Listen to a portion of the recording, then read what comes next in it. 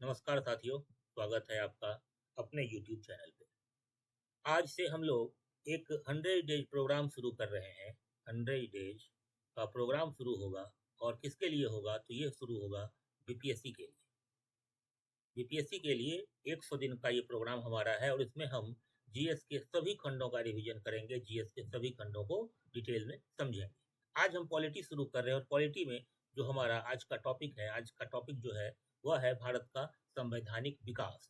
भारत के संवैधानिक विकास कहने का तात्पर्य है कि भारत का जो संविधान बना है तो आखिर उसकी पृष्ठभूमि क्या है, किस पृष्ठभूमि से निकल करके भारत का संविधान आज जो अस्तित्व में आया है तो उसका जो विकास क्रम है वह क्या है, वह कैसे है। तो आपको पता है कि 1707 में जब औरंगजेब की मृत्यु हो जाती है और उसके बाद जब 1764 ईस्वी में बक्सर का युद्ध होता है, बक्सर का युद्ध होता है, तो इसके बाद ब्रिटिश सत्ता जो है वह भारत में स्थापित हो जाती है। अब जब ब्रिटिश सत्ता भारत में धीरे धीरे स्थापित होनी शुरू हो गई, स्थापित हो गई, तो अब ब्रिटिश सत्ता चूंकि भारत में एक व्यापारिक कंपनी के तौर पर आई थी, लेकिन अब वो क्या हो गई कि वह एक राजनीतिक पावर बन गया, एक राजनीतिक ताकत बन गई। अब वह भारत पर शासन करने लगी। तो उस शासन को करने के लिए कंपनी के कुछ नियम होने चाहिए, कुछ कानून होने चाहिए, ताकि कंपनी जो है वह अपने दायित्वों का निर्वहन कर सके। तो भारत का जो संवैधानिक विकास है इसको हम दो भाग में देखते हैं। पहला भाग होता है 1773 से 1853 का। यह जो है यह कंपनी के अधीन भारत का शासन होता है। आपको पता है कि जब 1858 ईस्वी का युद्ध होता है और उसके बाद जो भारत का शासन है वह कंपनी से छीन करके डायरेक्टली ब्रिटिश क्राउन के अंडर आ जाता है। तो उसको फिर हम दूसरे भाग में देखते हैं। तो यह हमारा पहला भाग होता है और यह विकास का कौन सा भाग होता है तो यह कंपनी के अधीन होता है।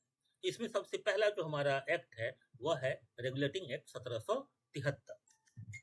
इस एक्ट में क्या होता है कि एक तो यह पहला एक्ट है, यह पहला एक्ट है जो ब्रिटिश सरकार के द्वारा पारित किया गया था, ब्रिटिश सरकार के द्वारा लाया गया था। किस लिए? तो कंपनी को रेगुलेट करने के लिए, कंपनी के प्रशासन को सुचारू रूप से चलाने के लिए जो है ब्रिटिश सरकार ने इस अधिनियम को लाया था, इस एक्ट को लाया था। इसमें क्या किया गया कि कंपनी के प्रशासन को चलाने के लिए दो संस्था की स्थापना की गई। अभी तक जो कंपनी चल रही थी वह अपने शेयर होल्डरों के द्वारा चल रही थी, लेकिन अब जब कंपनी भारत में राजनीतिक ताकत बन जाती है तो कंपनी के प्रशासन को चलाने के लिए दो संस्था की स्थापना की जाती है। एक को कहा जाता है कोर्ट ऑफ डायरेक्टर्स और दूसरे को कहा जाता है कोर्ट ऑफ प्रोप्राइटर्स। ये याद रखिएगा, दोनों पॉइंट बीपीएससी अक्सर यहाँ से सवाल करती है कि कौन सी संस्था बनाई गई, तो कोर्ट ऑफ डायरेक्टर्स और कोर्ट ऑफ प्रोप्राइटर्स, ये दो तरह की संस्था बनाई गई। इसी के द्वारा कंपनी को रेगुलेट करना प्रारंभ कर दिया गया। फिर अब जितने भी ब्रिटिश प्रेसिडेंसी थे, ब्रिटिश प्रेसिडेंसी कौन सब थे तो बंगाल था, मद्रास था और बंबई था। तो सभी ब्रिटिश प्रेसिडेंसी को क्या किया गया कि बंगाल के अधीन कर दिया गया। जितने भी प्रेसिडेंसी हैं अब वह सब बंगाल के अधीन हो गए। ठीक है। फिर बंगाल का जो गवर्नर था अब उसको गवर्नर जनरल बना दिया गया। अब वह गवर्नर जनरल कहा जाने लगा। और आपको पता है कि वारेन हेस्टिंग जो है, वारेन हेस्टिंग वह पहला गवर्नर जनरल बना। वारेन हेस्टिंग्स पहला गवर्नर जनरल बना। ठीक है। फिर क्या किया गया कि एक 4 सदस्यीय परिषद का स्थापना किया गया। एक 4 सदस्यीय परिषद का स्थापना किया गया और इसी परिषद को शासन का सारा अधिकार दे दिया गया। इस परिषद को और गवर्नर जनरल को मिला करके शासन, भारत में जो शासन का अधिकार है वह इस 4 सदस्यीय परिषद और गवर्नर जनरल को दे दिया गया। ठीक है। फिर इसी अधिनियम में व्यवस्था की गई थी एक सर्वोच्च न्यायालय की, और उसी तहत 1774 ईस्वी में कलकत्ता में एक सर्वोच्च न्यायालय की स्थापना की गई। और इसके जो मुख्य न्यायाधीश थे वह एलिजा इम्पे थे और जो अन्य न्यायाधीश थे वह थे चैम्बर्स, लिमेस्टर्स और हाइट। ध्यान रखिएगा, बीपीएससी यहाँ से सवाल करती है। तो 1774 में कलकत्ता में एक सर्वोच्च न्यायालय की स्थापना की गई थी। हालांकि वह सिर्फ नाम का सर्वोच्च न्यायालय था और आज के जैसा सर्वोच्च न्यायालय नहीं था। और इसके जो मुख्य न्यायाधीश थे वह कौन थे तो एलिजा इम्पे थे, और बाकी जो न्यायाधीश था वह चैम्बर्स, लिमेस्टर्स और हाइट था। क्लियर है। फिर आपको पता होगा कि कंपनी जो है वह क्या कर रही थी, भारत में व्यापार कर रही थी, और व्यापार करने के लिए कंपनी के पास जो दस्तक था, कंपनी उसका दुरुपयोग कर रही थी, जिसकी वजह से बंगाल में इतना सारा बवाल हुआ, को पता होगा। तो अब क्या किया गया कि कंपनी के जो कर्मचारी हैं उनको निजी व्यापार उनका प्रतिबंधित कर दिया गया। अभी तक कंपनी के जो कर्मचारी थे वो अपना निजी व्यापार भी करते थे, तो वह प्रतिबंधित कर दिया गया, निजी व्यापार अब कर्मचारी नहीं कर सकते हैं। और दूसरा, भारतीयों से कोई भी उपहार लेना यह भी प्रतिबंधित कर दिया गया कि अब कंपनी के जो भी कर्मचारी हैं वह भारतीयों से कोई उपहार नहीं लेंगे और कोई भी निजी व्यापार नहीं करेंगे। क्लियर है? इसके बाद जो एक्ट आता है वह पिट का इंडिया एक्ट होता है 1784। इस एक्ट में पहली बार भारत में चर्चा की जाती है कि भारत का जो क्षेत्र ब्रिटिश क्राउन के अधीन है, यानी कि कंपनी के अधीन है, उसको ब्रिटिश अधिकारीन क्षेत्र कहा गया। उस क्षेत्र को जिसमें कि ब्रिटिश शासन है उसको ब्रिटिश अधिकाराधीन क्षेत्र कहा गया, पहली बार इसी एक्ट में, पिट के इंडिया एक्ट। इसमें क्या किया गया कि कंपनी अभी तक जो व्यापार भी कर रही थी और राजनीतिक गतिविधि भी कर रही थी, तब इस एक्ट में क्या किया गया कि कंपनी का जो व्यापारिक क्रियाकलाप है और राजनीतिक क्रियाकलाप है, इन दोनों को सेपरेट कर दिया गया, इन दोनों को अलग अलग कर दिया गया। जो कंपनी का व्यापारिक क्रियाकलाप था वह तो निदेशक मंडल के हाथ में ही रहा, निदेशक मंडल के हाथ में रहने दिया गया। और राजनीतिक क्रियाकलाप के लिए क्या किया गया कि एक 6 सदस्यीय नियंत्रक मंडल की स्थापना की गई, एक 6 सदस्यीय नियंत्रक मंडल बनाया गया और इस नियंत्रक मंडल के द्वारा कंपनी का जो राजनीतिक क्रियाकलाप है, राजनीतिक गतिविधि है, उसको नियंत्रित किया गया। ठीक है। फिर गवर्नर जनरल की परिषद में आपने देखा कि अभी तक 4 सदस्य थे, अब इस एक्ट में क्या किया कि उसको घटा करके 3 कर दिया गया। अभी तक 4 सदस्य थे परिषद में, लेकिन इस पिट के इंडिया एक्ट में उसको घटा करके 3 कर दिया गया। और फिर बंबई और मद्रास में क्या किया गया कि एक गवर्नर काउंसिल की स्थापना की गई। बंबई और मद्रास में अलग से गवर्नर काउंसिल की स्थापना कर दी गई और गवर्नर जनरल की परिषद की संख्या 4 से घटा करके 3 कर दी गई। ये दोनों जो पॉइंट है ये बड़ा ही महत्वपूर्ण पॉइंट है, इसको एकदम याद रखिएगा कि किस एक्ट में घटा करके 3 किया गया और बंबई और मद्रास में जो गवर्नर काउंसिल की स्थापना की गई तो वह किस एक्ट से की गई। ठीक है। इसके बाद फिर आता है 1786 का अधिनियम। देखिए, यह जो 1786 का अधिनियम था, यह बेसिकली जो गवर्नर जनरल था, उस गवर्नर जनरल को सुप्रीम पावर देने के लिए, बेसिकली कॉर्नवालिस को यह पावर देने के लिए जो है ये इस एक्ट को लाया गया था, ताकि भारत में शासन व्यवस्था जो है उसको थोड़ा सा और मजबूत किया जा सके। क्योंकि यही वह फेज है जब आप देखते हैं कि ब्रिटिश कॉलोनी से, ब्रिटिश साम्राज्य से कुछ कुछ देश आजाद होना प्रारंभ हो गया।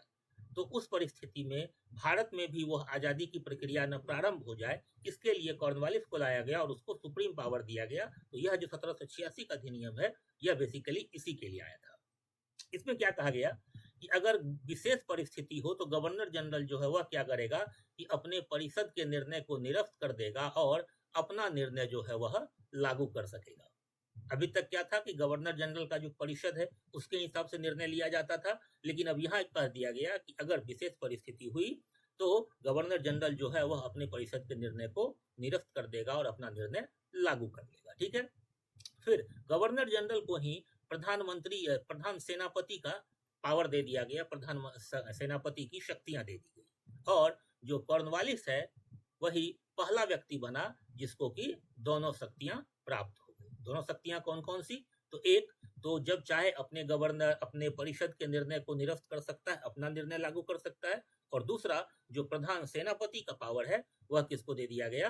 तो गवर्नर जनरल को दे दिया गया। कॉर्नवालिस पहला व्यक्ति बना। यह 1786 का अधिनियम बेसिकली आया ही था कॉर्नवालिस को पावर देने के लिए। फिर 1793 का जो अगला चार्टर एक्ट है, इस चार्टर एक्ट में क्या किया गया? वो पता है कि कंपनी को हर 20 वर्षों के लिए अधिकार पत्र मिलता था ब्रिटिश क्राउन के द्वारा, ताकि वह अपना व्यापार और राजनीतिक गतिविधि कर सके। तो इस एक्ट के द्वारा क्या किया गया कि कंपनी का जो अधिकार है उसको फिर से 20 वर्ष के लिए बढ़ा दिया गया। ठीक है। फिर इसी एक्ट में क्या किया गया कि लिखित नियम बनाने का प्रावधान किया गया, लिखित नियम बनाने का प्रयास किया गया, ताकि जो प्रशासन का नींव है वह और मजबूत हो सके। अभी तक कोई लिखित नियम कानून के आधार पर प्रशासन नहीं चल रहा था। ठीक है। लेकिन इस अधिनियम में क्या प्रयास किया गया कि अब जितने भी नियम होंगे वह लिखित होंगे और उन्हीं के द्वारा प्रशासन चलाने का प्रयास किया जाएगा। और जितने भी नियम कानून हैं उनकी व्याख्या का अधिकार किसको दे दिया गया, तो न्यायालय को दे दिया गया। आज भी आप देखते हैं जो भी नियम बनता है, कानून बनता है, तो उसकी व्याख्या का अधिकार सुप्रीम कोर्ट को है। आज भी भारत में जो कानून है उसकी व्याख्या कौन करता है, सुप्रीम कोर्ट करता है। तो प्रारंभ जो है उसका जो प्रयास किया गया वह 1793 के चार्टर एक्ट से, जहां की लिखित नियम के द्वारा प्रशासन का नींव डालने का प्रयास किया गया और जितने भी नियम कानून है उसकी व्याख्या का अधिकार न्यायालय को प्रदान कर दिया गया। ठीक है। फिर नियंत्रक मंडल जो है, उस नियंत्रक मंडल कितने सदस्य का था, तो 6 सदस्य था। नियंत्रक मंडल में 6 सदस्य, और नियंत्रक मंडल क्या करता था, तो कंपनी की राजनीतिक जो गतिविधियां हैं उसको नियंत्रित करता था। तो अब इसके सदस्यों का जो वेतन है वह कहां से दिया जाएगा, तो भारतीय राजस्व से दिया जाएगा। यहां से देखिए कि भारत को दोहरे स्तर पर लूटना प्रारंभ कर दिया गया। एक तो वो हमसे व्यापार भी कर रहा है, हमारे ऊपर शासन भी कर रहा है, और उस शासन करने के बदले में जो उसको धन चाहिए वो भी हमारे राजस्व से ही चाहिए। तो उसकी व्यवस्था भी किसमें कर दी गई, तो 1793 के चार्टर एक्ट। फिर आता है 1813 का चार्टर एक्ट, बड़ा ही महत्वपूर्ण एक्ट है। 1813 का चार्टर एक्ट बड़ा ही महत्वपूर्ण एक्ट है। क्यों महत्वपूर्ण है, इसमें क्या किया गया कि कंपनी का जो व्यापारिक एकाधिकार था, अभी तक क्या था कि ब्रिटेन से जो भारत के साथ व्यापार होगा वह सिर्फ और सिर्फ ईस्ट इंडिया कंपनी के द्वारा होगा। लेकिन इस एक्ट में क्या कर दिया गया कि कंपनी का जो व्यापारिक एकाधिकार था इसको समाप्त कर दिया गया। सिर्फ 2 चीज पर व्यापारिक एकाधिकार रहा कंपनी का, पहला चाय और दूसरा चीन के साथ व्यापार। चाय और चीन के साथ व्यापार में कंपनी का एकाधिकार रहने दिया गया, बाकी जितने भी एकाधिकार थे वह समाप्त हो गए। चीन के साथ और चाय के व्यापार का एकाधिकार रहा, बाकी खत्म। अभी तक ईसाई मिशनरी जो है वह भारत में नहीं आती थी, लेकिन पहली बार इस 1813 के चार्टर एक्ट में ईसाई मिशनरी को जो है वह भारत में धर्म प्रचार की आज्ञा दे दी गई। और यही जो धर्म प्रचार ईसाई मिशनरी के द्वारा किया गया, तो अब आप देखेंगे कि भारत में धर्मांतरण बढ़ जाएगा। अब भारत में धर्मांतरण की प्रक्रिया बढ़ेगी, और जैसे ही धर्मांतरण की प्रक्रिया बढ़ेगी तो फिर क्या होगा कि भारतीय जनमानस में रोष व्याप्त होगा, और यह कहीं ना कहीं 1857 के विद्रोह का भी कारण बनेगा। फिर इसी में एक प्रावधान किया गया, बड़ा ही महत्वपूर्ण प्रावधान, कि भारतीयों की शिक्षा पर प्रति वर्ष 1 लाख रुपए खर्च किया जाएगा।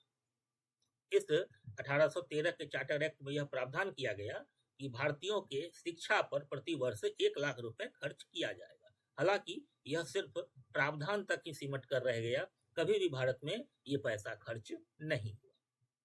तो इसकी जो मोटी मोटी बातें थी, जहां से आपके एग्जाम में सवाल आ सकता है, इतनी थी। अब आगे देखते हैं 1833 का चार्टर एक्ट। 1833 का जो चार्टर एक्ट है यह भी बड़ा महत्वपूर्ण है। क्यों महत्वपूर्ण है, क्योंकि इसने क्या किया कि कंपनी का जितना भी व्यापारिक एकाधिकार था उस सबको समाप्त कर दिया गया। अब कंपनी व्यापार नहीं करेगी, अब कंपनी क्या करेगी, तो अब कंपनी सिर्फ और सिर्फ प्रशासन का काम करेगी। यानी कि अब यह सिर्फ और सिर्फ एक प्रशासनिक संस्था बन के रह गई, अब वह व्यापार नहीं करेगी, व्यापारिक संस्था खत्म हो गई।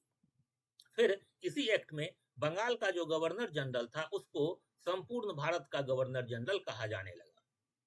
अभी तक जो बंगाल का गवर्नर जनरल कहलाता था, अब वह संपूर्ण भारत का गवर्नर जनरल कहा जाने लगा। और जो पहला व्यक्ति बना वह कौन बना, तो वह बना विलियम बेंटिक। अब देखते हैं कि जैसे ही बंगाल के गवर्नर जनरल को अब भारत का गवर्नर जनरल बना दिया गया, तो क्या किया गया कि इस तरह से भारत में जो प्रशासन था उसको उसका केंद्रीयकरण करने का प्रयास किया गया, उसको अब केंद्रीयकृत करने का प्रयास किया गया कि प्रशासन जो है वह छोटे छोटे स्तरों पर न हो बल्कि केंद्रीयकृत हो। ठीक है। फिर इसी अधिनियम में एक विधि सदस्य को इंट्रोड्यूस किया गया। एक विधि सदस्य होगा जो कहाँ होगा, तो गवर्नर जनरल की परिषद में होगा, लेकिन इसको केवल बैठक में भाग लेने का अधिकार था, इसको मतदान का अधिकार नहीं दिया गया था। इसको मतदान का अधिकार नहीं दिया गया था, सिर्फ बैठक में हिस्सा लेने का अधिकार दिया गया था। और जो पहले व्यक्ति थे वो लॉर्ड मैकाले थे। और आज भी आप देखते हैं कि विधि आयोग का गठन होता है, तो सबसे पहला विधि आयोग जो है वह 1834 ईस्वी में मैकाले की अध्यक्षता में गठित हुआ था, जिसमें कि 4 सदस्य थे। तो भारत का पहला विधि आयोग कब गठित हुआ, तो 1834 ईस्वी में मैकाले की अध्यक्षता में कितने सदस्य थे, तो 4 सदस्य थे। क्लियर है। फिर कंपनी के अधीन जो भारत का अंतिम एक्ट है वह एक्ट कौन सा है, तो वह है 1853 का चार्टर एक्ट। 1853 का चार्टर एक्ट। इस एक्ट में क्या किया गया कि सिविल सेवा परीक्षा की शुरुआत कर दी गई। आज जो आप यूपीएससी देख रहे हैं तो उस परीक्षा की जो शुरुआत हुई है वह कहां से हुई, तो 1853 के चार्टर एक्ट से। ठीक है। अब यह जो विधि सदस्य था, इस विधि सदस्य को इस एक्ट में क्या किया गया कि पूर्ण सदस्य बना दिया गया। अभी तक वह पूर्ण सदस्य नहीं था, सिर्फ बैठक में हिस्सा ले सकता था, मतदान नहीं कर सकता था, लेकिन अब क्या किया गया कि इसको पूर्ण सदस्य बना दिया गया। ठीक है। फिर इसी में यह प्रावधान किया गया कि ब्रिटिश संसद जब चाहे तब कंपनी का जो शासन है उसको समाप्त कर सकती है और सारा शासन जो है वह अपने हाथ में ले सकती है, क्राउन के अधीन ले सकती है। कंपनी के द्वारा यह भारतीय प्रशासन के लिए प्रस्तुत अंतिम चार्टर था। इसके बाद जो है फिर 1858 का विद्रोह होता है और उसके बाद जो प्रशासन है वह डायरेक्टली कहाँ चला जाता है, तो ब्रिटिश क्राउन के अधीन चला जाता है। ठीक है। फिर इसी में क्या किया गया कि बंगाल, चूंकि अब जो बंगाल का गवर्नर है वह तो पूरे भारत का गवर्नर जनरल हो चुका है, तो अब बंगाल में प्रशासन को सुचारू रूप से चलाने के लिए क्या किया गया कि एक लेफ्टिनेंट गवर्नर की नियुक्ति कर दी गई। इसी एक्ट में प्रावधान किया गया कि बंगाल के प्रशासन के लिए, चूंकि अब जो गवर्नर जनरल बंगाल में रह रहा है उसको संपूर्ण भारत का प्रशासन देखना है, तो स्पेशली बंगाल के प्रशासन के लिए एक लेफ्टिनेंट गवर्नर की नियुक्ति कर दी गई। फिर निदेशक मंडल का जो सदस्य था 24 था संख्या, उसको घटा करके कितना कर दिया गया, 18 कर दिया गया। और इस 18 में से भी जो 6 सदस्य थे, उस 6 सदस्य की नियुक्ति कौन करेगा, मनोनयन कौन करेगा, तो वह ब्रिटिश क्राउन करेगा, यानी कि ब्रिटेन की महारानी करेगी, या कह लीजिए कि ब्रिटेन का संसद करेगा। फिर इसी अधिनियम में एक और व्यवस्था की गई कि भारत के लिए 12 सदस्यीय विधान परिषद की स्थापना की गई, जिसको नाम दिया गया ऑल इंडिया लेजिस्लेटिव काउंसिल। वह कहां से व्यवस्था हुई है, तो वह इसी अधिनियम से आया, 1853 के चार्टर एक्ट। यहां तक बातें क्लियर है। अब देखिए, अब जब यह 1853 का चार्टर एक्ट आ गया तो इसके बाद फिर क्या होता है कि इसके बाद फिर बहुत सारे चीजें भारतीय राजनीति में घटित हो गई, जैसे कि डॉक्ट्रिन ऑफ लैप्स आ गया, सहायक संधि इंट्रोड्यूस हो गई, फिर डाकतार अधिनियम आ गया, उत्तराधिकार अधिनियम था, बहुत सारी चीजें हो गई। तो उसने क्या किया कि भारतीय जनमानस को उद्वेलित किया, एक विद्रोह हो गया, और उस विद्रोह के बाद जो है भारत का प्रशासन डायरेक्टली कंपनी के अधीन चला गया। अब जब ब्रिटिश क्राउन के अधीन चला गया। अब जब ब्रिटिश क्राउन के अधीन चला गया तो फिर ब्रिटिश क्राउन के अधीन जो भारत में संवैधानिक विकास हुआ है, अब हम लोग उसको देखेंगे। तो ब्रिटिश क्राउन के अधीन जो पहला अधिनियम आता है वह आता है भारत सरकार अधिनियम 1858। यह कब पारित हुआ, तो 2 अगस्त को पारित हुआ, 2 अगस्त 1858 को पारित हुआ। डेट याद रखिएगा, पूछता है। ठीक है। इस अधिनियम में पहली बात क्या थी कि अब जो भारत का प्रशासन है वह कहाँ चला गया, तो डायरेक्टली ब्रिटिश क्राउन के अधीन चला गया। अब भारत का प्रशासन डायरेक्टली ब्रिटिश क्राउन चलाएगा। ठीक है। फिर एक नया पद सृजित किया गया जिसको नाम दिया गया भारत सचिव। और इस भारत सचिव को क्या किया गया कि नियंत्रक मंडल का पूरा अधिकार दे दिया गया। भारत सचिव जो है अब वह नियंत्रक मंडल के पूरे अधिकार को लेकर के ब्रिटेन में बैठा हुआ है और वहां से भारत के प्रशासन को नियंत्रित कर रहा है। ठीक है। और इसी में जब जो गवर्नर जनरल था उसको वायसराय का नाम दे दिया गया। तो यह जो भारत सचिव है यह वायसराय के मदद से भारत का प्रशासन चलाएगा, या फिर ये कह लीजिए कि वायसराय जो है वह भारत सचिव के मदद से, भारत सचिव के द्वारा भारत का प्रशासन चलाएगा, भारत के प्रशासन को नियंत्रित करेगा। ठीक है। फिर भारत सचिव की सहायता के लिए क्या किया गया कि एक 15 सदस्यीय परिषद की स्थापना की गई।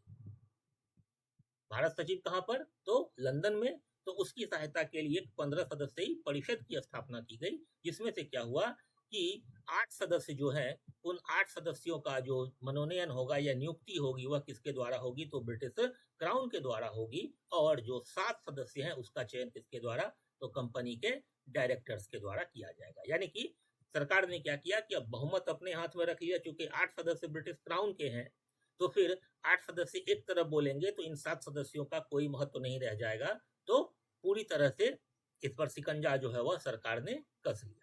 अब यह जो घोषणा पत्र है, यह जो भारत सरकार अधिनियम 1858 है, तो इसको लॉर्ड कैनिंग के द्वारा, डेट याद रखिएगा, 1 नवंबर 1858 ईस्वी को इलाहाबाद में लॉर्ड कैनिंग के द्वारा इस रानी के घोषणा पत्र को पढ़ा गया। इस रानी के घोषणा पत्र को लॉर्ड कैनिंग के द्वारा 1 नवंबर 1858 को पढ़ा गया और इसमें भी यह व्यवस्था कर दिया गया कि भारत सचिव और उसका जो 15 सदस्यीय परिषद है, इसका वेतन कहाँ से जाएगा, तो भारतीय राजस्व से जाएगा। ठीक है, और अभी बताएं कि वो कहाँ बैठेगा, तो वह बैठेगा कहाँ पर, लंदन में। बैठा हुआ लंदन में है, वहां से अपने परिषद के माध्यम से भारत का प्रशासन नियंत्रित करेगा और उसके बदले में जो वेतन है वह कहाँ से जाएगा, तो भारतीय राजस्व से जाएगा। यहाँ तक चीजें क्लियर हो गई। चलिए आगे बढ़ते हैं और अगला अधिनियम देखते हैं, भारत परिषद अधिनियम 1861। यह अधिनियम अपने आप में बड़ा महत्वपूर्ण है। बड़ा महत्वपूर्ण है इसीलिए क्योंकि पहली बार भारत में मंत्रिमंडलीय व्यवस्था जो है उसकी शुरुआत हुई इस 1861 के अधिनियम से। और इसी अधिनियम को कहा जाता है कि वास्तव में भारत में जो संवैधानिक विकास का नींव पड़ा, भारत में जो संवैधानिक विकास की एक जमीन तैयार हुई, वह वास्तव में किस अधिनियम से हुई, तो भारत परिषद अधिनियम 1861 से। ठीक है, फिर इसमें क्या किया गया कि यह जो केंद्रीय कार्यकारिणी परिषद थी, इसके सदस्यों की संख्या को 4 से बढ़ा करके 5 कर दिया गया और यह जो 5वां सदस्य होगा यह अनिवार्य रूप से कानून का ज्ञाता होना चाहिए। जिसको कानून की अच्छी समझ हो वह व्यक्ति होना चाहिए और वह व्यक्ति केंद्रीय कार्यकारिणी परिषद के 5वें सदस्य के रूप में होगा।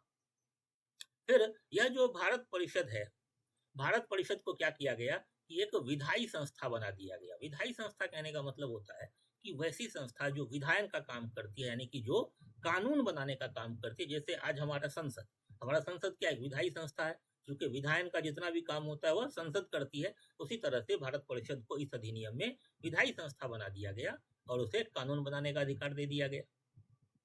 फिर वायसराय का जो परिषद था उसमें कम से कम 6 और ज्यादा से ज्यादा 12 अतिरिक्त सदस्य को मनोनीत करने का अधिकार दे दिया गया। कम से कम 6 सदस्य आपको मनोनीत करना है और ज्यादा से ज्यादा आपको 12 सदस्य मनोनीत करना है। और इसमें भी कम से कम आधे सदस्य जो हैं वह गैर सरकारी होने चाहिए, यानी कि जिसका सरकार से कोई संबंध नहीं होना चाहिए। आधे सदस्य कम से कम गैर सरकारी होने चाहिए।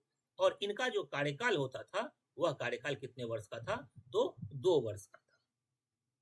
और इन सदस्यों का जो काम था वह सिर्फ इतना था कि वायसराय जो कानून बनाएगा या उसका परिषद जो कानून बनाएगा तो उसमें इनको केवल सहायता करना था। सहायता करने कहने का मतलब इनको सिर्फ सलाह देने का अधिकार था, लेकिन वायसराय को यह अल्टीमेट पावर था कि वह चाहे तो इनके सलाह को नहीं भी मान सकता है, वह इनके सलाह को इग्नोर कर सकता है।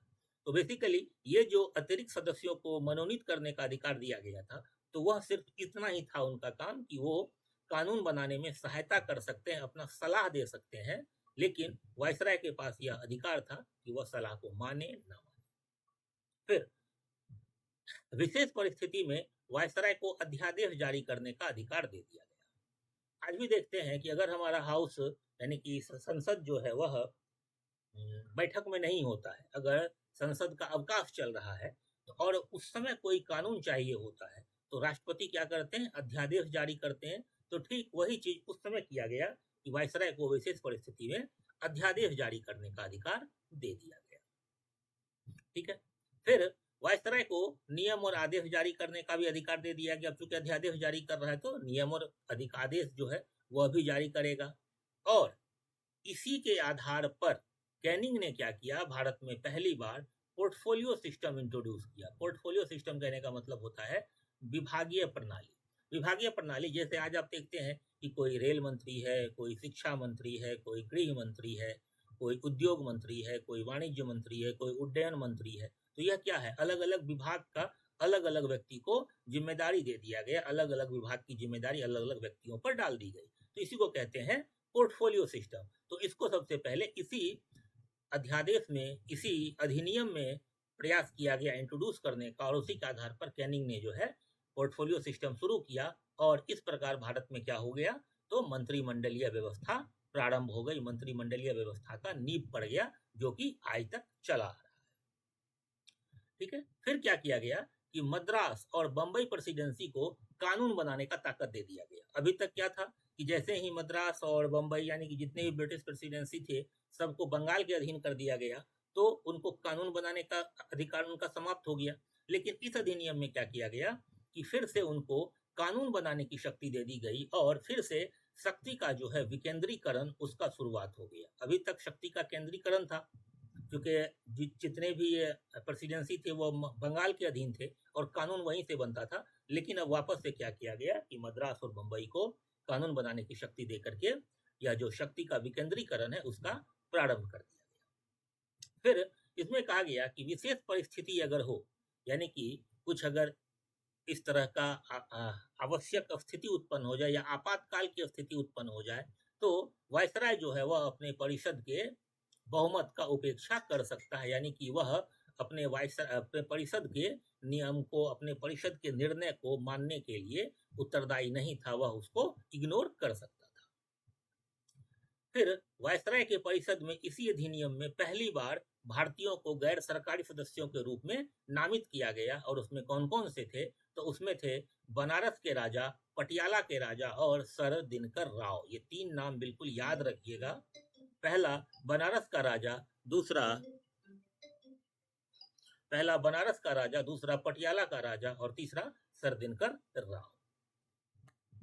क्लियर है? चलिए आगे बढ़ते हैं और देखते हैं भारत परिषद अधिनियम 1892। इस अधिनियम में जो सबसे महत्वपूर्ण चीज था वह यह था कि निर्वाचन पद्धति की शुरुआत हो गई। आज जो आप भारत में निर्वाचन देख रहे हैं उसका प्रारंभ इसी भारत परिषद अधिनियम 1892 से होता है। हालांकि इस समय अप्रत्यक्ष निर्वाचन की व्यवस्था थी, लेकिन अप्रत्यक्ष ही सही निर्वाचन का जो प्रारंभ होता है, निर्वाचन पद्धति का जो प्रारंभ हुआ वह कहां से हुआ, तो भारत परिषद अधिनियम 1892 से। अब इसमें जो भारतीय सदस्य थे उनको क्या किया गया कि बजट पर बहस करने का और प्रश्न पूछने का अधिकार दे दिया गया। अभी तक उनको यह अधिकार भी नहीं था, लेकिन इस अधिनियम में क्या किया गया कि बजट पर बहस करने का और प्रश्न पूछने का अधिकार दे दिया गया, लेकिन मतदान करने और अनुपूरक प्रश्न पूछने का अधिकार नहीं दिया गया। अनुपूरक प्रश्न कहने का मतलब होता है कि जैसे आपने किसी से कोई प्रश्न पूछा और उसके जवाब में से फिर आपने कोई प्रश्न बना करके पूछा, इसको अनुपूरक प्रश्न कहते हैं। तो यह अनुपूरक प्रश्न पूछने और मतदान का अधिकार नहीं दिया, लेकिन बजट पर बहस कर सकते थे और प्रश्न पूछा जा सकता था। अब आगे बढ़ते हैं और अगला अधिनियम देखते हैं, भारत परिषद अधिनियम 1909। इसको हम लोग मार्ले मिंटो सुधार अधिनियम भी कहते हैं। यह बड़ा ही विवादास्पद अधिनियम रहा भारतीय इतिहास का। पहली बार तो इस अधिनियम में विधान परिषद के लिए जो है वह प्रत्यक्ष निर्वाचन की शुरुआत हो गई। यहाँ से प्रत्यक्ष निर्वाचन प्रारंभ हो गया। ठीक है, अब यह जो प्रत्यक्ष निर्वाचन प्रारंभ हुआ, तो इस प्रत्यक्ष निर्वाचन के लिए 3 प्रकार के निर्वाचक मंडल की व्यवस्था की गई। 3 प्रकार का निर्वाचक मंडल बनाया गया। उसमें एक को कहा गया साधारण, दूसरा वर्ग विशेष और तीसरा विशेष। तो यह जो वर्ग विशेष वाला निर्वाचक मंडल था यह बड़ा ही विवादास्पद रहा, और इसी ने भारत में ऐसा जहर घोला कि भारत टुकड़े टुकड़ों में टूट गया। इस वर्ग विशेष में क्या था, जिसको आप कहते हैं कि मुसलमानों को जो पृथक निर्वाचक मंडल की व्यवस्था दी गई वह इसी अधिनियम में दी गई, और वह उसी वर्ग विशेष निर्वाचक मंडल के आधार पर उनको यह व्यवस्था दी गई थी। फिर वायसराय का जो कार्यकारिणी परिषद है, इसमें मनोनीत होने वाले जो पहले भारतीय थे वह कौन थे, तो सत्येंद्र प्रसन्न सिन्हा, एसपी सिन्हा भी इनको हम लोग कहते हैं। तो सत्येंद्र प्रसन्न सिन्हा पहले भारतीय थे जो वायसराय की कार्यकारिणी परिषद में मनोनीत हुए थे। किस सदस्य के रूप में, तो मनोनीत हुए थे विधि सदस्य के रूप में। ठीक है, फिर केसी गुप्ता और सैयद हुसैन बिलग्रामी, नाम याद रखिएगा, केसी गुप्ता और सैयद हुसैन बिलग्रामी, इनको भारत परिषद में नियुक्त किया गया था। कहां पर, तो लंदन में। ये पहले भारतीय थे जो भारत परिषद में नियुक्त हुए थे। कहां पर, तो भारत परिषद कहाँ था, भारत परिषद लंदन में था। कौन कौन, केसी गुप्ता और सैयद हुसैन बिलग्रामी। फिर जो केंद्रीय विधान परिषद था उसका नाम बदल करके इंपीरियल विधान परिषद कर दिया गया। जो केंद्रीय विधान परिषद था उसको बदल करके इंपीरियल विधान परिषद कर दिया गया। फिर यह जो केंद्र का और प्रांत का विधान परिषद था उसके सदस्य को बजट पर बहस करने और लोकहित के विषय पर चर्चा करने व अनुपूरक प्रश्न पूछने का अधिकार दे दिया गया, लेकिन अभी तक बजट पर मतदान का अधिकार नहीं दिया गया।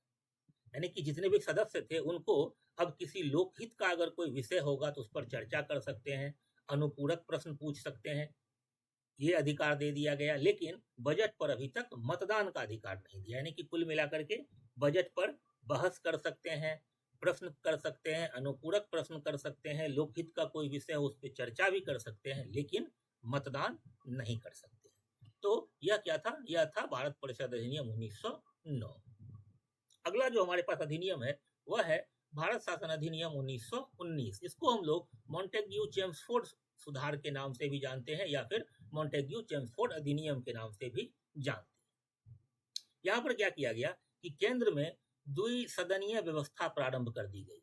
द्विसदनीय व्यवस्था कहने का मतलब जैसे आज भी देखते हैं तो हमारे यहाँ द्विसदनीय व्यवस्था है, लोकसभा और राज्यसभा है, तो ठीक उसी तरह से यहाँ पर नाम दिया गया विधानसभा और राज्य परिषद। विधानसभा आज का विधानसभा नहीं समझ लीजिएगा कि स्टेट का है, नहीं, ये केंद्र का है, क्योंकि यह व्यवस्था केंद्र में प्रारंभ की गई। नाम भले ही विधानसभा और राज्य परिषद था, ठीक है। अब प्रांत में क्या किया गया कि एक द्वैध शासन प्रारंभ कर दिया गया। द्वैध शासन में किस तरह से किया गया कि जितने भी प्रांत के विषय थे, जितने भी राज्य के विषय थे, उनको दो भागों में बांट दिया गया। एक को कहा गया आरक्षित विषय।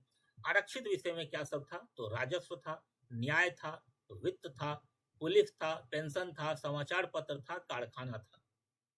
ये सारे जो मुद्दे थे ये कहाँ रखे गए? तो आरक्षित विषय में रखे गए। और हस्तांतरित विषय में स्थानीय स्वशासन, शिक्षा, कृषि, ये सारे जो मुद्दे थे, ये सारे जो बेसिक मुद्दे थे, उनको कहाँ रखा गया? तो हस्तांतरित में।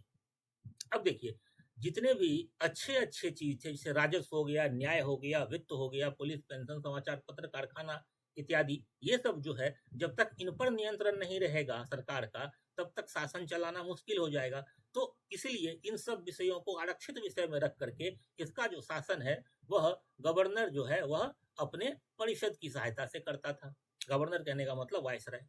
और फिर जितने भी हस्तांतरित विषय थे उस पर जो शासन होता था वह जितने भी भारतीय मंत्री थे उनकी सलाह से। क्लियर है? फिर आपने देखा कि 1909 में पृथक निर्वाचक मंडल की व्यवस्था कर दी गई। अब इस 19 में उस पृथक निर्वाचक मंडल का और विस्तार कर दिया गया। अब सिखों को, ईसाइयों को और आंग्ल भारतीयों तक को यह जो पृथक निर्वाचक मंडल है वह दे दिया गया। फिर यहाँ पर प्रत्यक्ष निर्वाचन जो प्रणाली था उसका और विस्तार हुआ और महिलाओं को अभी तक जो मताधिकार नहीं था तो यह इसी 1919 के अधिनियम से अब महिलाओं को भी मताधिकार मिल गया। फिर केंद्रीय बजट को राज्य बजट से अलग कर दिया गया। अभी तक राज्य का जो बजट है वह केंद्रीय बजट में ही आता था, लेकिन अब क्या किया गया कि राज्य का बजट जो है उससे अलग कर दिया गया और राज्य को भी बजट बनाने का अधिकार प्रदान कर दिया गया। अब राज्य जो है वह अपना बजट बनाएगा और केंद्र अपना बजट बनाएगा। जैसे आज आप देखते हैं कि हर राज्य का अपना अलग बजट होता है और केंद्र का अपना अलग बजट होता है, ठीक है। फिर इसी अधिनियम में क्या किया गया कि भारत में एक लोक सेवा आयोग के गठन का प्रावधान किया गया और इसी अधिनियम के द्वारा भारत में लोक सेवा आयोग का गठन होता है। फिर भारत सचिव को क्या किया गया कि एक महालेखा परीक्षक की नियुक्ति का अधिकार दे दिया गया। सीएजी की जो पहली बार नियुक्ति का अधिकार दिया गया भारत सचिव को दिया गया और यहीं से सीएजी इंट्रोड्यूस होता है।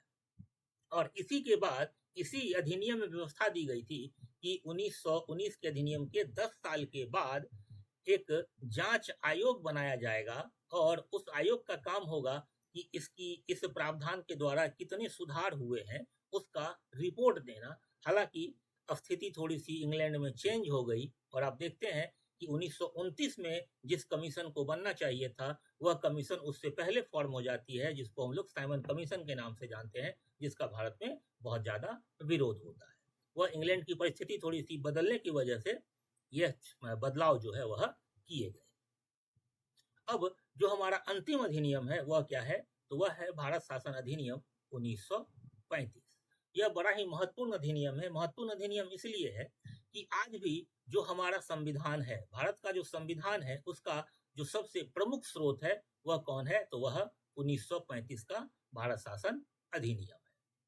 इसी में एक संघीय प्रणाली स्थापित करने का प्रयास किया गया था। यह प्रयास किया गया था कि भारत को एक संघ बनाया जाए, लेकिन जितने भी देशी रियासत थे भारत के, उन्होंने इस संघ में शामिल होने से मना कर दिया। जो भारत की देशी रियासत थी, उन्होंने इस संघ में शामिल होने से मना कर दिया, और इसी वजह से संघीय व्यवस्था कभी भी अपने अस्तित्व में नहीं आ सकी। यह सिर्फ कागज में ही सिमट करके रह गया।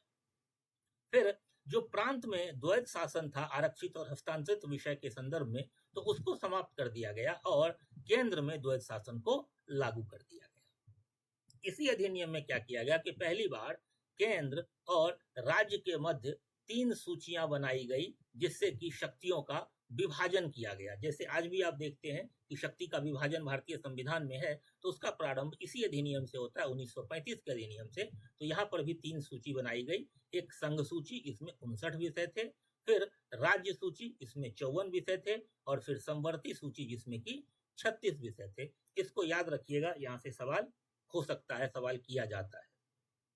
और इस प्रकार से शक्ति का जो है वह विभाजन कर दिया गया। फिर जब शक्ति का विभाजन हो गया, तो अब कुछ अवशिष्ट शक्तियां भी बच जाएगी। तो वह किसको दे दिया गया, तो वह वायसराय को दे दिया गया। अवशिष्ट शक्ति कहने का मतलब, जैसे जब हमारा संविधान बना, तो उस वक्त बहुत सारी ऐसे चीजें थी जो कि उस वक्त अस्तित्व में ही नहीं थी। जैसे इंटरनेट उस वक्त नहीं था। आज आप देखते हैं एआई, उस वक्त नहीं था। अब इन सारे विषयों को भी रेगुलेट करना है, इन सारे विषयों पर भी कानून बनाना है। अब चूंकि संविधान में जितने विषय बांटे गए हैं, उसमें ये चीज है नहीं, तो अब उस पर कानून कौन बनाएगा। तो इसीलिए फिर एक होता है अवशिष्ट शक्तियां, यानी कि जो संविधान में वर्णित नहीं है, तो उस पर कानून बनाने का अधिकार आज संसद के पास है, केंद्रीय संसद के पास। तो उसी तरह से उस वक्त वायसराय को दे दिया गया। फिर इसी अधिनियम के तहत 11 प्रांत में जो है वह विधानसभा का गठन किया गया। आप देखते हैं कि इसी अधिनियम के तहत पहली बार भारत में चुनाव होता है, राज्यों में भारत की सरकार बनती है, और इस विधानसभा का जो गठन किया गया, तो इसमें 6 प्रांत जो है वहां पर द्विसदनीय, यानी कि विधानसभा और विधान परिषद, इसका गठन किया गया। इसमें कौन कौन से राज्य थे, तो बिहार था, बंगाल था, असम था, संयुक्त प्रांत जिसको आज हम उत्तर प्रदेश के नाम से जानते हैं, फिर बंबई और मद्रास, ये सारे 6 प्रांत थे जहां पर की पहली बार द्विसदनीय विधानमंडल की स्थापना की गई थी।